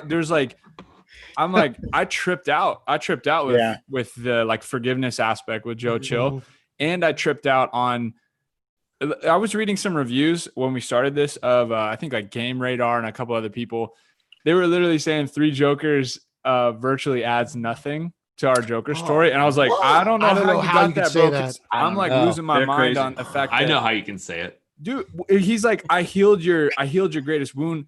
That trips me out. So that's my take as well. Is like, again, I'm a newbie. So take that. This is like the rookie jumping in. But I'm just telling you, any Batman story I read from here on out, I'm always going to think about Three Jokers. Like, but he forgave Joe Chill. He forgave. He's my guy. He's my guy. I don't know how you can say my guy wasn't great. I mean, I'm just saying. Someone who is concerned this is only a 3-part story. Like, how are they going to do this? The whole third issue is just absolutely amazing from front to back. Like, you can't get, the ending of the book is just this like awesome mega event in itself.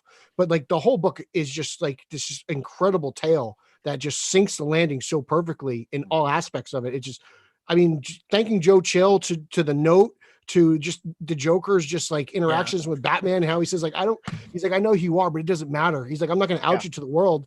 It's so perfect in every way. So for anyone to actually say like, this doesn't land, you're just saying it because it's a hot take and you're trying to get someone likes, like, that's it. Like, it's just a dumb opinion. Like, I'm sorry. It shouldn't even count as an opinion. It's just pure stupidity. They stand with somebody else, Pete. They don't stand with Jeff Johns. They stand with somebody else. Yeah. All right. Let's go. Let's move on to. Justin, before we do, like, the one thing before we get away from Joe Chill too much, I think, like, what stood out to me, what it made me think about, like, you guys talked about the scene in the alley and forgiveness, and that was like really touching to me. But then, like, this sort of like understanding of Joe Chill as a character more, and sort of adding some like heart and humanity to him.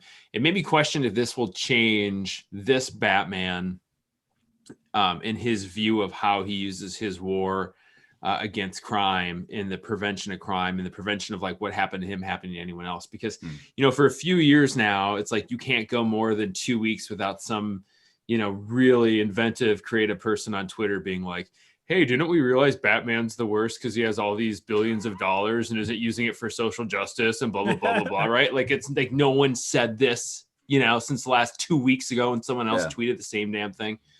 And it made me wonder if, like, seeing that Joe Chill is this guy, he's down on his luck. He wasn't this monster that was just like aimlessly looking to kill people and would have killed a kid and everything else. But he was this like depressed guy that had a hard time and did something awful and desperate based on his circumstance.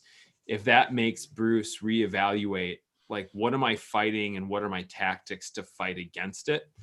And if it sort of deepens his understanding of the criminal element, not that, this Bruce is very seasoned in his trade, he should understand it, enough. But that's something that went through my head. If understanding Joe differently makes him look at his war against crime differently. I don't know if anyone else thought anything similar about I didn't think that. I think I just already assume he's doing that, like with the Wayne Foundation. He's always hiring bad guys to work security jobs. Yeah. Like, hey, here's a security job at Wayne Industries. I think he's doing that. Hey, Matt Ritchie's joined the show. He's all, hey, better late than never. There he is. Look at him. Hey, Matt, we're wrapping pretty soon, so I want to give you a chance to spit some to join anything. Hey, he's all up there just enough to make an impact. Give us some solid thoughts on Three Jokers. Solid thoughts? Solid. Oh, man, solid. I don't have any solid thoughts. Some sound bites. Liquid like thoughts. Dust jacket status. Just random phrases you can string together. We just talked about this last night. I'm trying to think fresh. I really thought it was an incredible distillation of the Batman and the Joker. I thought it got some really key elements in a short amount of time really right, while adding a couple new wrinkles. I think I caught the end of what Garrett was talking about with Joe Chill. I think that was a really cool, like, extra facet and layer in my mind that made especially the ending like really sweet, like really land well. And I'm sure you guys have talked about it for the last however many minutes, but the art is just another level, man. Jason Bach just crushing it. Yeah. I had one thing I wanted to put on the very beginning of this was to try and make a better Joker. And you're talking about, Zednik was saying, hey, Batman can hang it up. His greatest wound has been healed. But the Joker clearly said, now it's just me. I am going to be there to drive that knife. So the very thing that made Batman no longer exists. Now there's just this chaos out there. Yeah. And it's this new wound that's going to constantly get opened and reopened by the Joker, which had, like, Bruce gets this moment of like, oh, I finally get to repair that part of my heart. And the Joker's like, it's never going to be over. Yeah. That heartbeat that you feel, I'm just going to tear it right open. And as he's being taken off to Arkham for the umpteenth time, I would think Bruce is kind of looking at this like, crap, what did the Joker just unleash in me that I am not prepared for? Yeah. Well, I think that goes to what Garrett was saying with how, like, maybe he's going to be a better Batman because, maybe like maybe he's going to use new tactics. Or, calm down, Chris. He's going to be, he's going to use new tactics, and he's not going to have the weight of Joe Chill on his back anymore, and he's going to be, more unleashed, or be different. Not a better Batman, a different Batman. No, I agree though. I think that a Batman who's not broken and damaged could be better than one who is hung up on unforgiveness and just having that weight, because like the death of his parents is what led him to become Batman. Yeah. But what makes him continue to be Batman is to try to prevent characters like the Joker from doing the same thing that happened to him to happen to other people. So even though one person made him want to do this, it's, everybody else out there that he's doing this for. So I think now that he can focus on that's better for him, I think. Yeah, we talked about how Jason deals with trauma and how Barbara deals with trauma. Bruce dealt with trauma by holding the killer of his parents' hand while he died. That's how he's dealing with his trauma now. Maybe he's dealt with it. Maybe he can move on now. We can't act like that didn't happen. Like you can't act like that didn't happen. You can't act like that's what I'm saying, man. He held his hand. He held his hand, bro. So that's what we're gonna move towards the last, and this is gonna be kind of lightning round, guys. Does three Jokers? Everyone's got their top five Batman stories. You got a Batman fan like my guy Mike. Hey, read these Batman stories. I don't gotta tell him to read Three Jokers anymore, because he Tarantino'd it. He read it first, right? He's like, hey, first Batman book. Tarantino. I know you've read other Batman stuff, but is this gonna? You don't have to rank it, but does it make your top 10 in Batman stories as of now with all the Batman books? Is it top 10? I'm just gonna go, Nico and Daddy Batman. Where's it at? It's a top 5 for me. Oh, shoot! Look at that. Top 5. All right. And this guy's read some Batman stories. Higher? You're going to go higher? I might go. He's newer to the scene, So, but here's the thing. I might be ballsy and go top 3 or something, only because I know I'm the youngest guy here, but this changes so much. How can you not say that? I mean, it's when they said, I was going back to tweets from Jason back in early January, and he's like, it's going to be it's going to challenge the characters in the lore. It's going to be one of the boldest stories ever. I was like, all right, sure. Yeah. That's what every comic says. And yet it did. The dynamic of not only Batman and the Joker was changed forever, but Bruce's greatest wound, his reason for being Batman, is healed. I don't know. It's top 3 for me. It's the best Joker story ever to me. That's me. I think it tops the Killing Joke. That's me, just for what it does. Yeah, this is better than a lot of the so-called classics. Yeah, cool. All right, Rob, what you got, dude? Where's this at? I think this is easy in my top 5. There'd be some other books that I might knock out of its place, and I'm looking at you, year 1.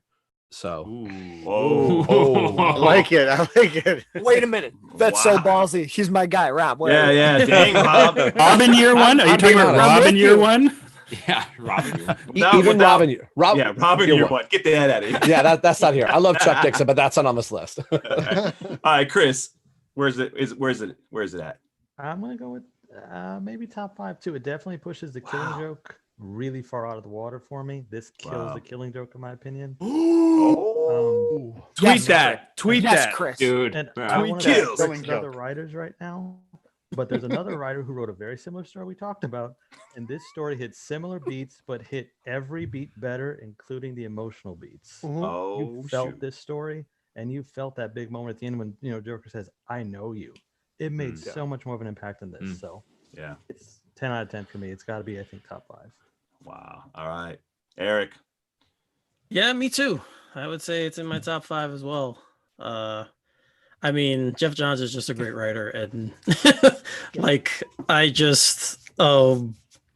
don't know, man. Every time I've read it now a few times, and after I read it, then I read the whole story, and I just keep going back to it. And it could be because it's fresh, because you have that you just read it thing, so it may elevate higher. Nico, don't shake your head. I think that's why you're saying that.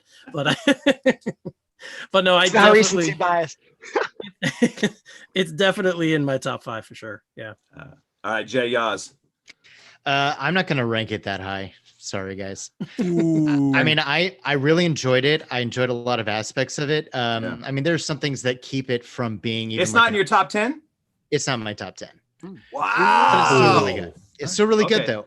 Okay, but I need to know your top 10 later. Yeah, not right now. now. I want to know my own top 10.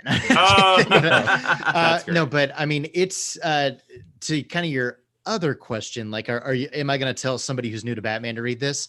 No, because I think there are other things that they would need to read first to understand that's a it good best. point. Yeah. But it's definitely one that's like, okay, read this, and this. Once you've done that, if you like it and you want to read more, I definitely include it in that. Okay. I thought this was a great story. When I read the first issue, I thought it was really good, but also was going to be kind of contingent on how the second and third chapters played out. Second chapter was it wasn't bad. It was just kind of spinning the wheels. Where are they going here? And the third chapter landed in ways that I wasn't expecting, didn't land in ways that I kind of wanted it to, but the ways that it actually landed made me appreciate it more for like how I felt the story was, they were going for the story, even if that wasn't their intent. So, I mean, I did appreciate it on a different level, but I wouldn't say it's in my favorite Batman stories, but I did definitely enjoy it more than every single panel and word of Joker War in every single not to put a final swipe in there, but an honest man, Jay Oz, respectful to the end. All right, Matt Ritchie. Yeah, I'm way less well read probably than most of you guys when it comes to Batman, so this easily is top 10 for me. But I know Jay has probably read 10 times as many Batman stories as I have, so it's probably a less informed opinion, but 13 times more. 13 times more. I got to be more precise. Sorry about that. I just feel like to what you guys were even saying before we did this, like started going through talking about whether it hits our top 10, just thinking like, man, for once, like you have the chance at a Batman that might move past the opening of the movie, getting to see his parents die one more time. And you get to see like that, though that's what started him, like he can move past that potentially. And like it's setting up, I think, something really interesting. And so I think for what it could be, for what it accomplishes, emotional beats really landed for me, especially at the end. So yeah, easily top 10. All right, Zednik. Oh man. Top 5, top 10. I will say if it does crack my top 5, it is only because it does kind of tell some of the stories that it was inspired by a little better for me. Like it gives me moments from those stories that I think are better and add more layers to it. But the whole time that I'm reading this book, it feels like I'm watching one of my favorite episodes from a show that I'm sure none of you guys have seen, which is Batman the Animated Series, Over the Edge. So I don't know why I had callbacks from an episode, but I'm gonna say probably is top 5 just because of its legacy that I think it's gonna hold to. So. All right. Right next to Zednik, Mr. Garrett Grev. Oh, how cool! Yeah, wow. Dang, wow. man. Look at us. Just huh? made this guy. He's scripted that. I bet he's not next to him on the screen. Yeah. Who would have thought? I will say it's definitely top 10. I'm trying to narrow that down more. I think it might be top 7, and I don't want to bore everybody listening to the other 6. But there are some big hitters that this I think is a better book than. It's not as, I don't know, we'll see, time will tell. But obviously, like The Dark Knight Returns is very historically important. I like this better than The Dark Knight Returns, which I'm sure is sacrilege in many fronts, but I think this is a better Batman story. Me too. And there's some others that I would include it with it, but I think, outside of my top 5, very comfortably within my top 10. All right. Pete. Yeah, top 10 for sure. Top 5, I don't know about. I've got to sit on it for a little bit. I've got to reread it, but it's definitely in the top 10. I mean, I talked to Evans about this on Twitter a little bit.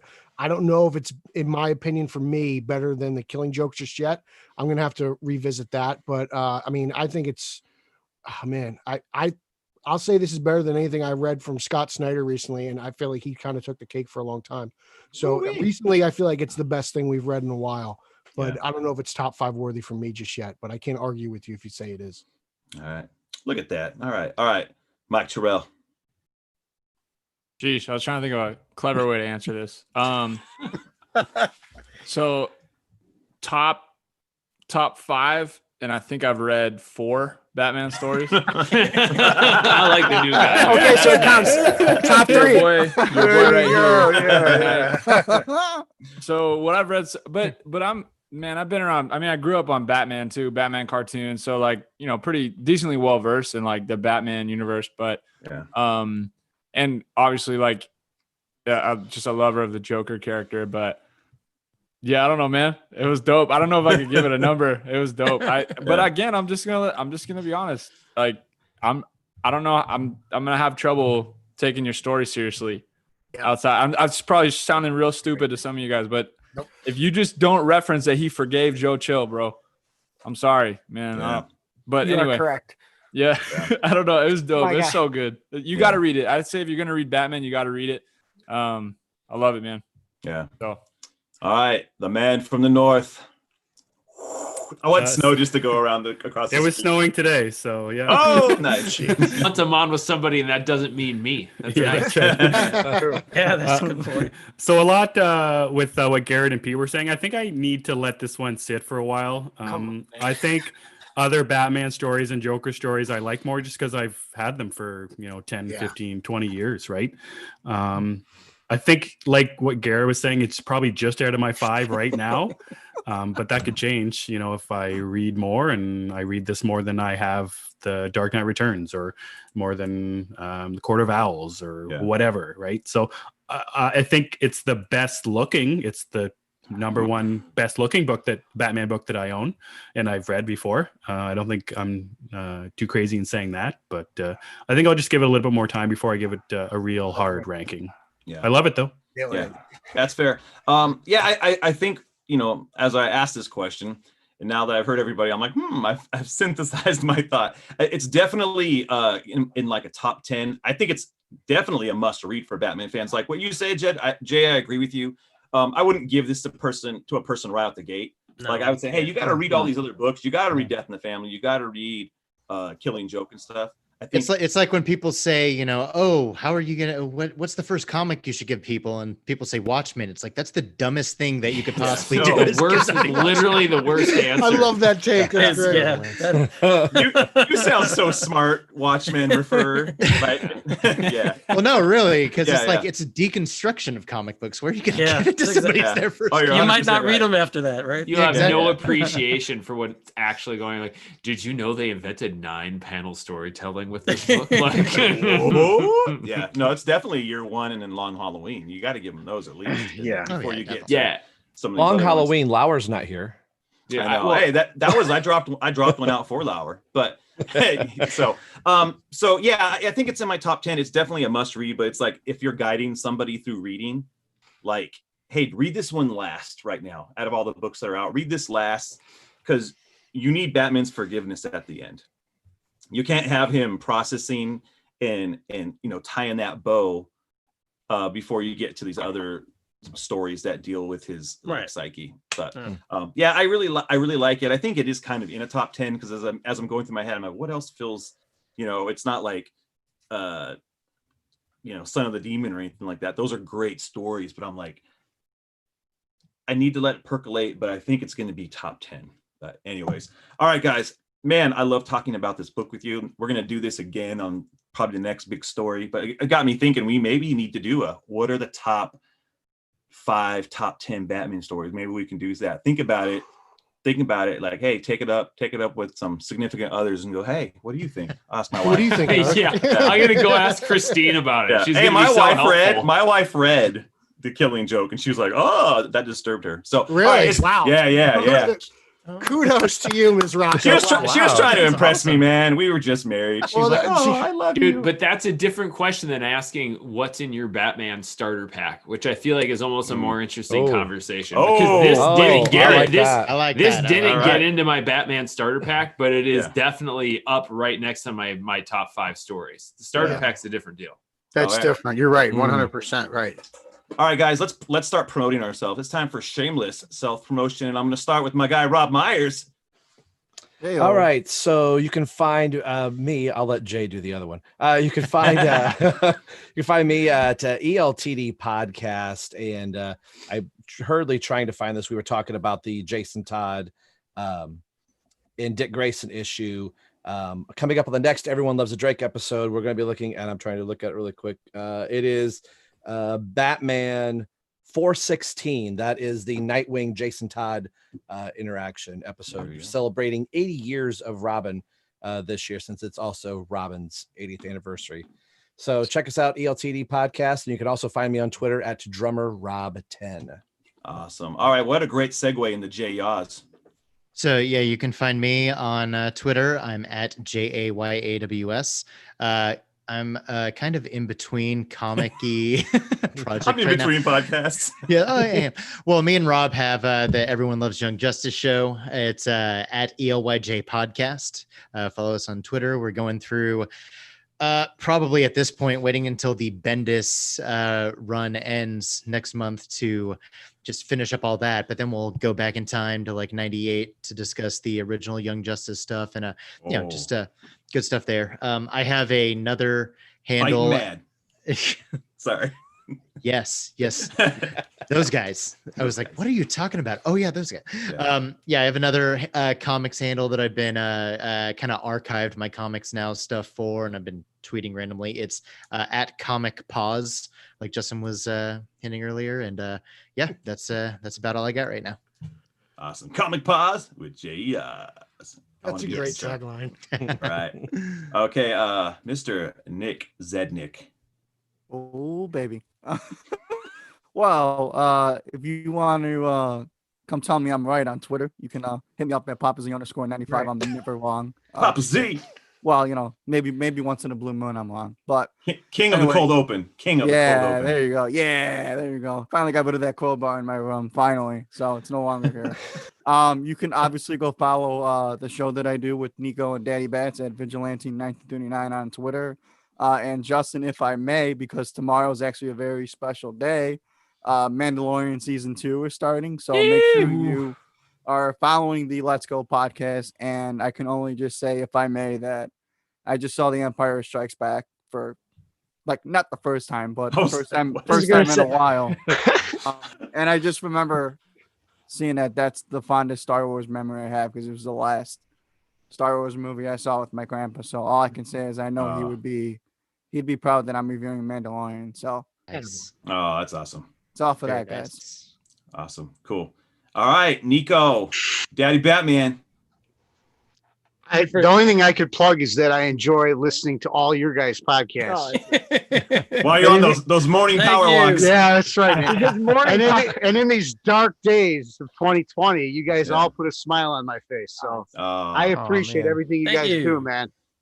It's heartwarming to see the level of respect and detail that you guys go into your comic reviews with. So thank you.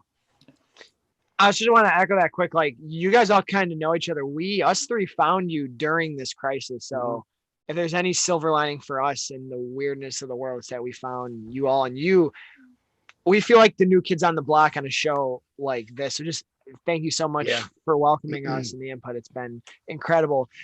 But to be selfish, you could follow me at NIKKOCARUSO.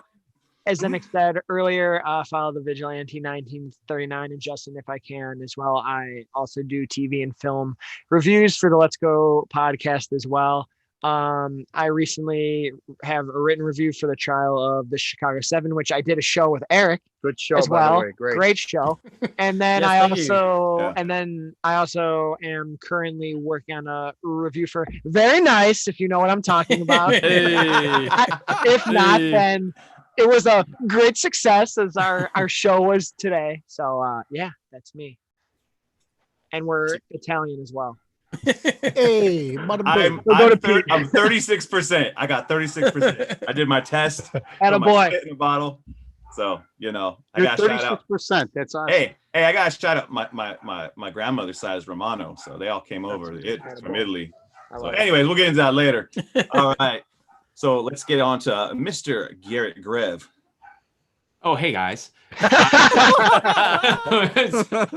I was scrolling through Three Jokers issue 1, looking at a couple of different things that you guys and all your lovely comments remind me of that I wanted to check out. For me, Gosh, you can check out comic book reviews from me. I cover Batman, Superman, and Justice League over at Batman on Film on that vlog sometimes. I'm on a lot of these guys' podcasts. I am a frequent guest of podcasts. Yeah, buddy. I'm currently in between podcasts myself, and these guys Yes. are kind of let me crash on their podcast couch, so to speak. We should have our own show, Garrett, called the In-Betweeners. The In-Betweeners. I was going to say, we used to do the In-Betweeners. We should have a show just called Everyone Loves Podcast, and they keep talking about it. Yeah, and it's just like the whole family gets invited. That'll be my all the time. umbrella.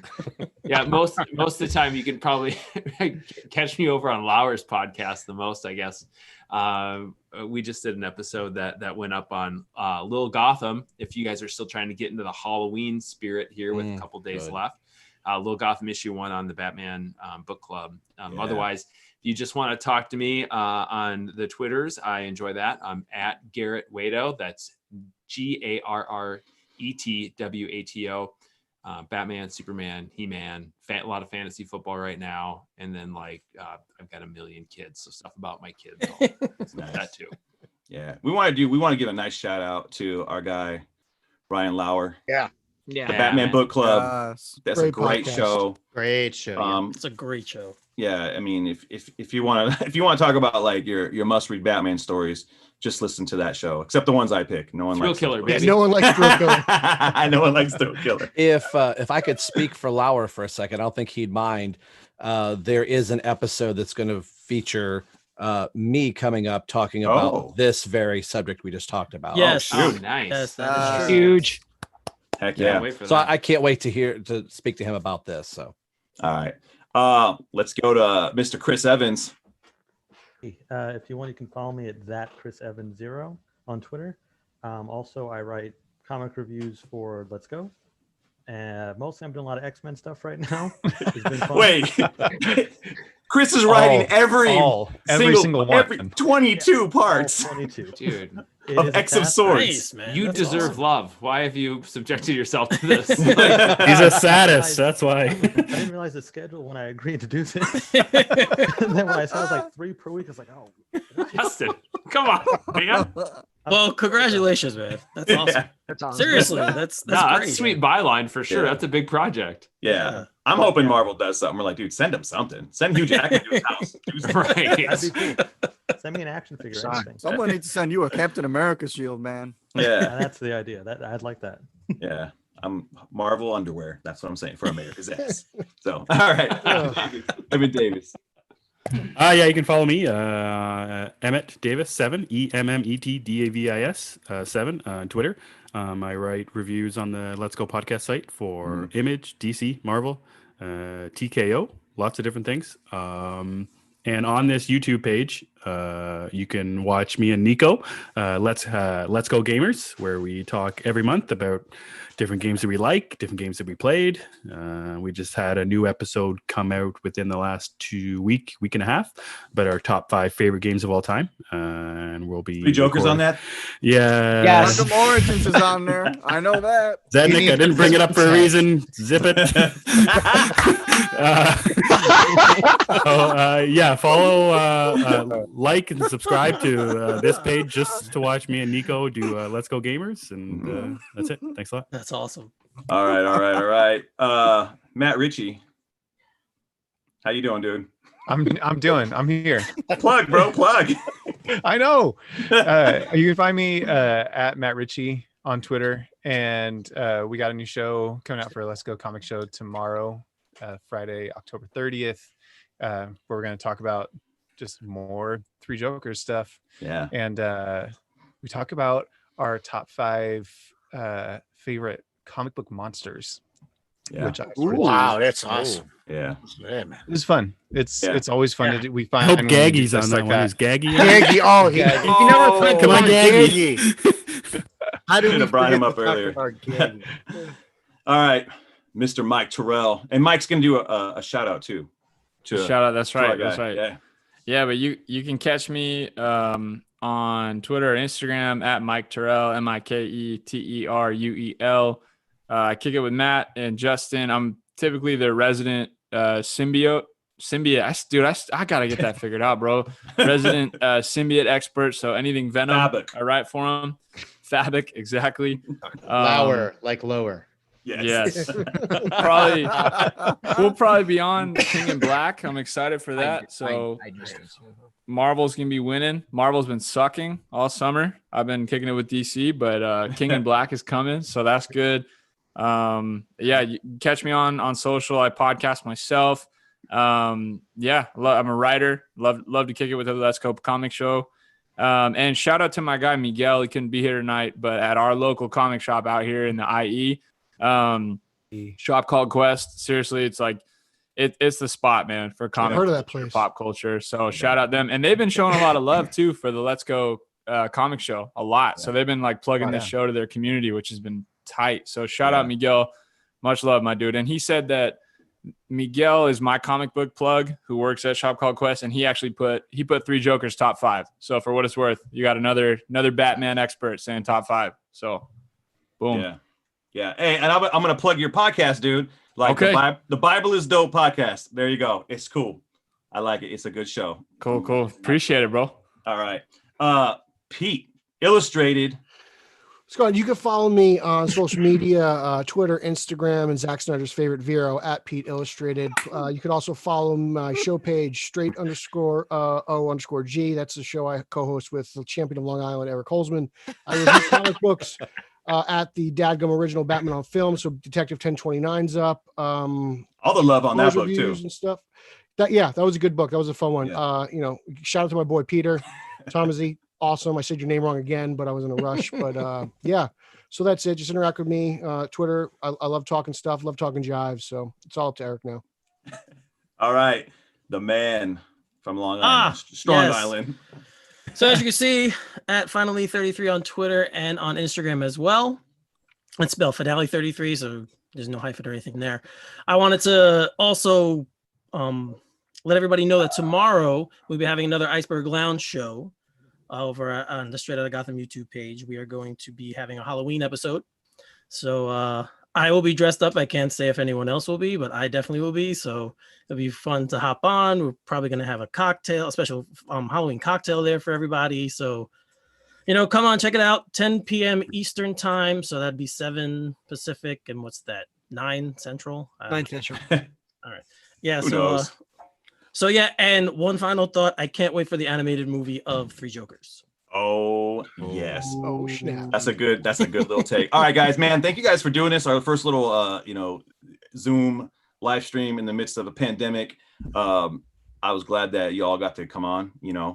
It's good. It's a good time chatting. This is what it's all about, is when we all get to go in a room and talk about the stuff we love. So thank you guys for everybody here. I'm not going to name you all. You all just had 20 minutes to talk about yourselves. My name is Justin. That being said, check us out. Follow the show. Hit the little subscribe button. Let's go. Peace. Let's go. Yeah. Let's go. It's a top 3.